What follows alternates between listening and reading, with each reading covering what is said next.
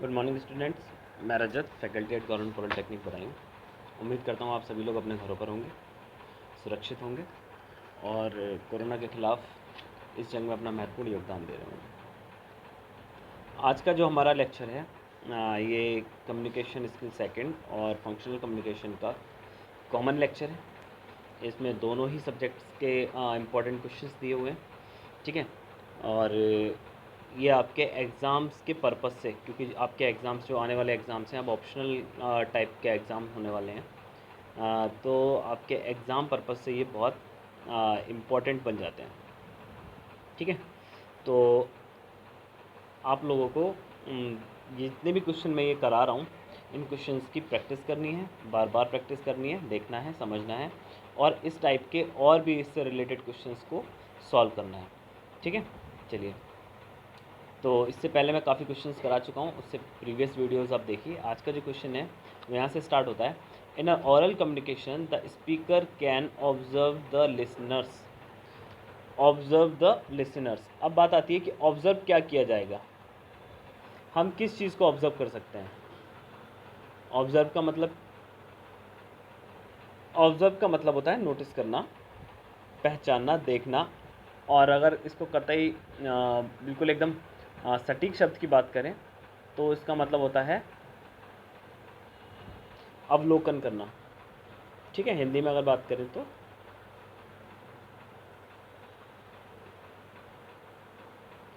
अवलोकन करना इसका सही मतलब है।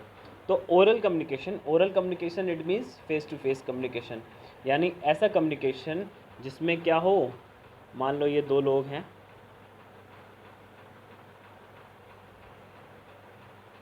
ये मिस्टर ए, ये रेड कलर येलो कलर से बनाते हैं, ये मिस्टर ए हैं, ठीक है, और ये मिस्टर बी हैं। ये मिस्टर ए हैं, ये मिस्टर बी है। अब आप देखिए, ये ओरल कम्युनिकेशन कर रहे हैं,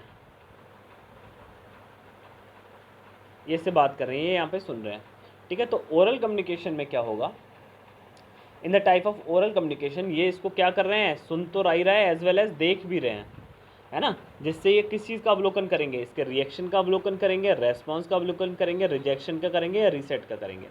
तो रीसेट और रिएक्शन तो कोई मतलब नहीं बनता, है ना। रीसेट और रिएक्शन से कोई भी लेना देना, एक मिनट,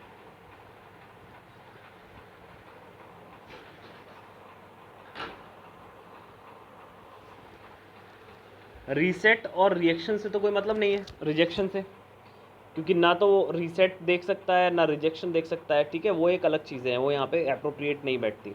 अब बात आती है रेस्पॉन्स एंड रिएक्शन।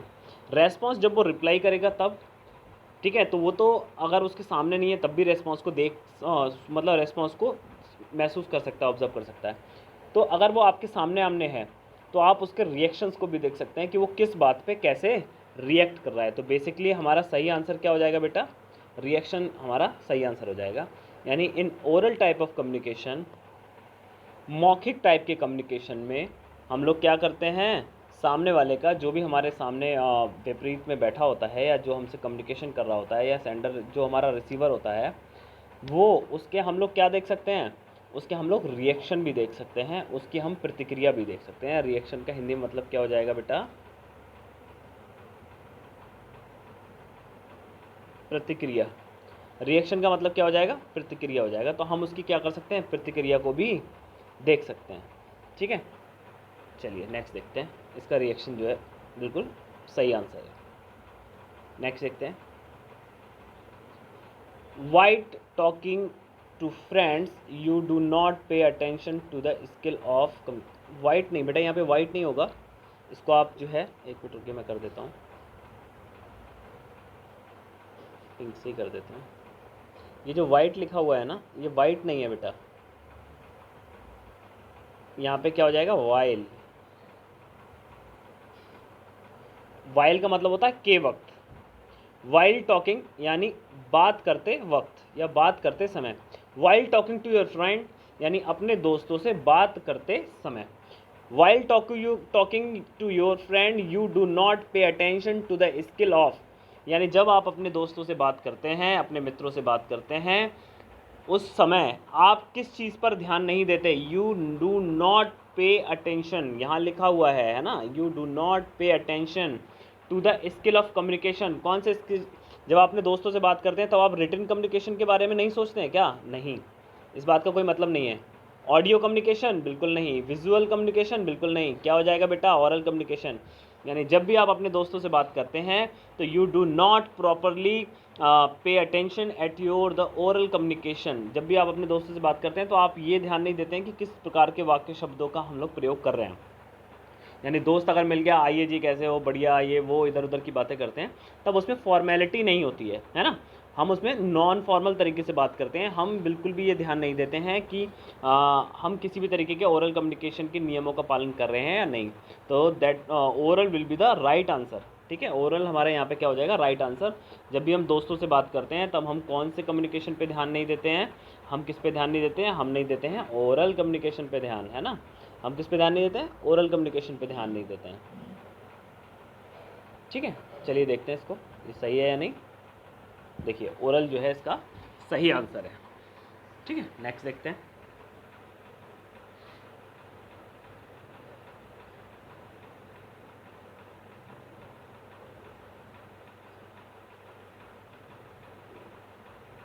नेट थोड़ा शायद स्लो चल रहा है।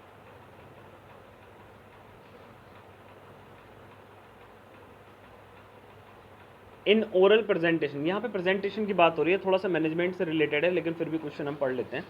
इन oral presentation outside to your organisation, यानी अगर आप किसी ऑर्गेनाइजेशन में काम करते हैं, किसी जगह पे काम करते हैं, तो ओरल प्रेजेंटेशन जो भी आपकी होगी, ठीक है, जो भी प्रेजेंटेशन आपने देनी है बाहर जा कर के, वो देने से पहले आप क्या करेंगे? वो देने से पहले आप क्या करेंगे? अपनी कंपनी के बारे में, ऑडियंस को अपनी कंपनी के बारे में क्या बताएंगे? फ्लैशबैक बताएंगे क्या? जैसे पुरानी मूवी में होता है फ्लैशबैक, है ना। फ्लैशबैक तो बताएंगे नहीं। बैकग्राउंड, हाँ बैकग्राउंड बता सकते हैं। फ्रंट व्यू टॉप व्यू तो भैया ईडी में होता है, हमारे यहाँ तो होता नहीं है। फॉरवर्ड व्यू ये भी नहीं होता है।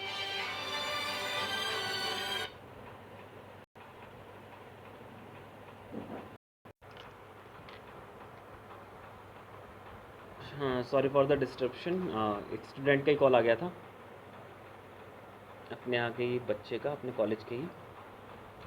In oral presentation outside your organization, you must first give the audience a dash of your organization। तो आप क्या करेंगे? फ्लैशबैक देंगे? नहीं।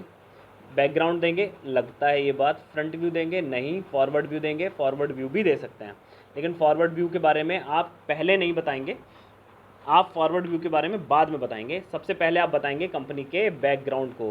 तो background will be the right answer. ये रहा बैकग्राउंड। ठीक है, चलिए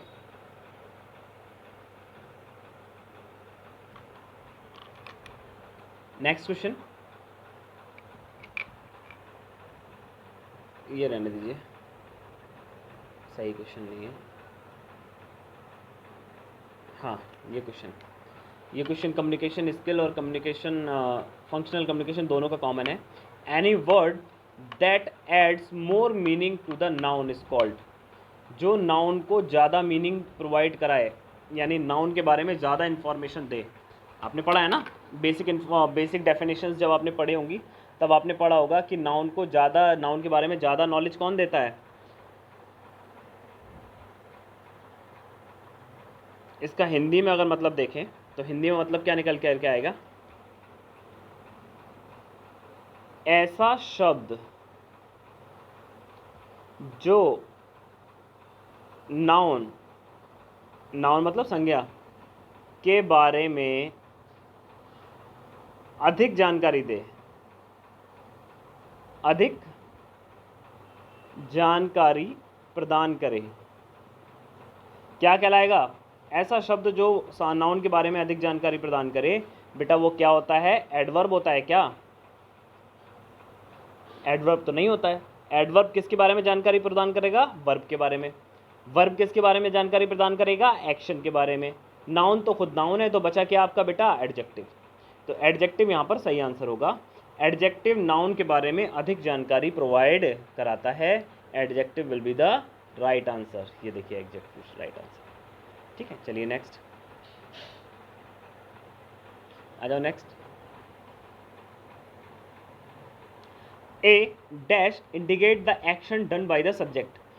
क्या एक्शन सब्जेक्ट के बारे में, सब्जेक्ट के एक्शन के बारे में इंडिकेट करता है? ऐसी क्या चीज़ है जो सब्जेक्ट के जो एक्शन है, जो कोर्स ऑफ एक्शन है उसको इंडिकेट करेगी?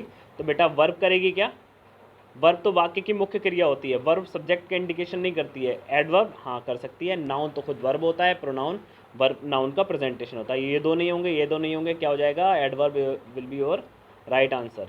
ठीक है, ठीक है, चलिए नेक्स्ट देखते हैं।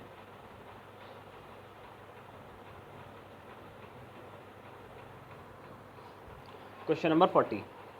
ठीक है, अब ये भी क्या है, कम्युनिकेशन स्किल और फंक्शनल कम्युनिकेशन दोनों का कॉमन, एक टाइप से कॉमन क्वेश्चन है।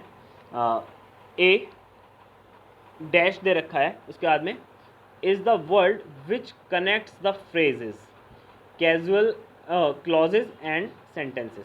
यानी ऐसा शब्द जो क्या करे, जो शब्दों को जोड़े, फ्रेजेस को जोड़े, क्लॉजेस को जोड़े या वाक्यों को जोड़े। यानी ऐसा शब्द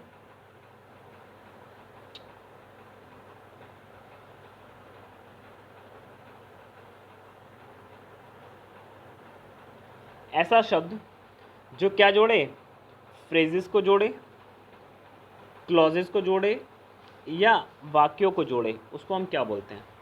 तो बेटा प्रेपोजिशन क्या करता है? प्रेपोजिशन सेंटेंस को आगे बढ़ाने में काम करता है, उनको जोड़ता तो जोड़ता है, उसके बारे में मोर इन्फॉर्मेशन भी देता है। ठीक है, सब्जेक्ट्स के बारे में। कंजक्शन जोड़ता है। इंटरजेक्शन से कोई मतलब नहीं। वर्ब तो मेन मुख्य वर्ब होती है, वो सब्जेक्ट के बारे में, कार्य के बारे में, एक्शन के बारे में बताती है।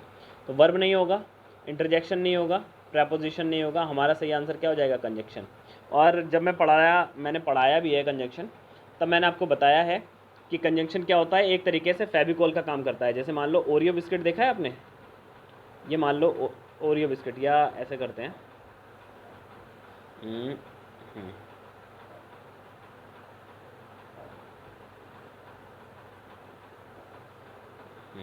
बिस्किट देखे आपने, ऐसे होते हैं ना, ये ऐसे करके क्रीम वाला बिस्किट इस तरीके से जुड़ा होता है, और बीच में क्या भरा होता है? बीच में भरा होता है चॉकलेट क्रीम, है ना, इस तरीके से बीच में भरा होता है आपका चॉकलेट क्रीम। अब मान लो ये बिस्किट है, चॉकलेट बिस्किट, तो ये बीच में ऊपर क्या है, यहाँ पे ये क्या है? एक सेंटेंस। और ये भी क्या है? ये भी एक सेंटेंस। इन दोनों सेंटेंस को जोड़ कौन रहा है? कंजंक्शन, मैंने आपको बताया था। ठीक वैसे ही जैसे क्रीम वाले दो बिस्किट्स को जोड़ता है एक क्रीम, दो बिस्किट्स के बीच में आने वाला क्रीम, वैसे ही दो वाक्यों को जोड़ता है, दो फ्रेजेस को जोड़ता है या दो क्लॉजेस को जोड़ता है, उनके बीच में आने वाला कंजंक्शन। तो conjunction will be your right answer.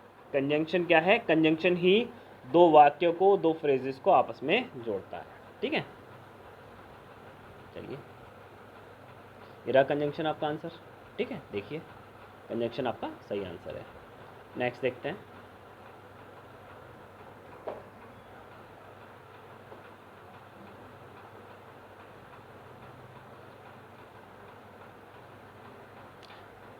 ये कम्युनिकेशन से रिलेटेड क्वेश्चन है, आ जाता है। It is important to consider the proper dash room where you giving your presentation. तो रूम के अंदर प्रॉपर क्या होनी चाहिए? डार्कनेस होनी चाहिए। रूम, जब भी आप प्रेजेंटेशन दे रहे हो, जब भी आप किसी तरीके का कोई प्रेजेंटेशन देने की कोशिश कर रहे हो, बातचीत कर रहे हो, किसी पब्लिक टॉकिंग में हो, जब आप किसी पब्लिक टॉकिंग से बात कर रहे हो, तब आपके रूम में अंधेरा होना चाहिए? नहीं, अंधेरा क्यों होगा? लाइटिंग होनी चाहिए? बिल्कुल होनी चाहिए। लाइटनिंग होनी चाहिए या वेंटिलेशन होना चाहिए? तो वेंटिलेशन से कोई मतलब नहीं है, वेंटिलेशन से कोई लेना देना नहीं है, डार्कनेस से भी कोई लेना देना। अब आती है लाइटिंग और लाइटनिंग। तो लाइटनिंग क्या होती है? लाइटनिंग किसी चीज़ को जलाना, प्रज्वलित करना होता है, और लाइटिंग का क्या मतलब होता है? प्रकाश होता है। तो मेन चीज़ क्या हो गई? प्रकाश। तो हमारे रूम में प्रॉपर क्या होना चाहिए? प्रकाश होना चाहिए। ठीक है, चलिए नेक्स्ट देखते हैं।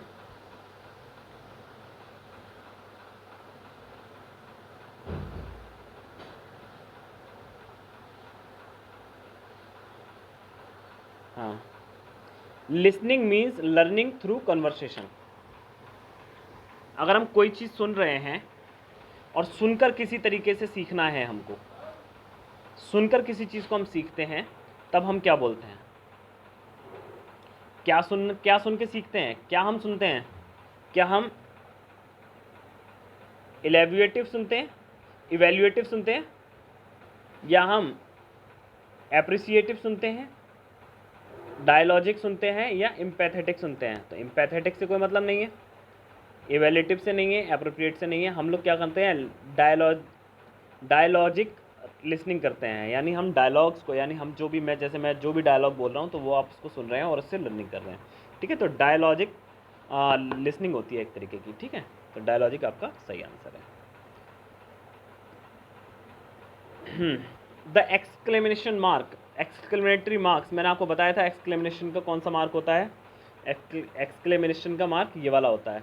ये क्वेश्चन मार्क है, ये फुल स्टॉप है, ये कॉमा है, ये कॉलन्स हैं, है ना, ये इन्वर्टेड कॉमाज हैं, है ना, और ये वाला कॉलन है, सेमी कॉलन है। ठीक है, तो इस तरीके के मार्क्स होते हैं इंग्लिश में, और इसमें पूछ रहा है हमारा कौन सा वाला मार्क्स? Exclamation mark. तो एक्सक्लेमेटरी मार्क्स हमारा ऑप्शन नंबर डी है।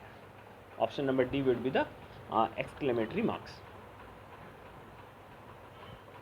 चलिए, तो आज के चैप्टर में हम लोगों ने 12-13 क्वेश्चन किए, और सभी क्वेश्चन फंक्शनल कम्युनिकेशन और कम्युनिकेशन स्किल दोनों के मिक्स्ड क्वेश्चन थे। ठीक है, जिससे कि आपको काफ़ी कुछ सीखने में हेल्प मिली होगी। आप इन क्वेश्चंस की प्रैक्टिस करते रहिए लगातार, आप इन क्वेश्चंस को देखते रहिए, इन क्वेश्चन से रिलेटेड और क्वेश्चन आप इंटरनेट पर ढूंढ के सर्च करके करिए। अगर आपको कुछ इसमें प्रॉब्लम आती है तब आप मुझे कमेंट बॉक्स में लिख सकते हैं, हम मुझे पर्सनली फ़ोन भी कर सकते हैं। जैसे अभी थोड़ी देर पहले एक बच्चे ने मुझे फ़ोन किया, तो मैं आपको हर तरीके से जो है हेल्प करूँगा। इस बार का जो आपका एग्ज़ामिनेशन है वो इजी नहीं होने वाला है, आपको इसके लिए थोड़ा प्रिपरेशन करनी है। ऐसा नहीं है कि कठिन होगा, ऐसा है कि कठिन ना होते हुए ये थोड़ा सा ट्रिकी बन जाएगा आपके लिए, थोड़ा सा चेंज हो जाएगा। और जब चीज़ें थोड़ी सी चेंज हो जाती हैं, जब पैटर्न थोड़ा सा बदल जाता है, इट मीन्स हम ये कहें कि अगर पैटर्न थोड़ा सा बदल जाता है, पैटर्न में चेंजेस आ जाते हैं, तब आपको जो है उसको सॉल्व करने में परेशानी होती है। आप जिस पैटर्न पे पेपर देते रहे हैं वो उस पैटर्न से थोड़ा चेंज हो जाएगा, तो आप थोड़ा सा ज़्यादा मेहनत करिए। ठीक है, मिलते हैं नेक्स्ट किसी लेक्चर में, तब तक के लिए अपने घरों पर रहिए, सुरक्षित रहिए, कोरोना में अपने और अपने लोगों का ख्याल रखिए, सोशल डिस्टेंसिंग बनाए रखिए। ठीक है, हाथों को बार बार सैनिटाइज़ करिए और सरकार द्वारा दिए गए सभी गाइडलाइंस का पालन करिए। धन्यवाद।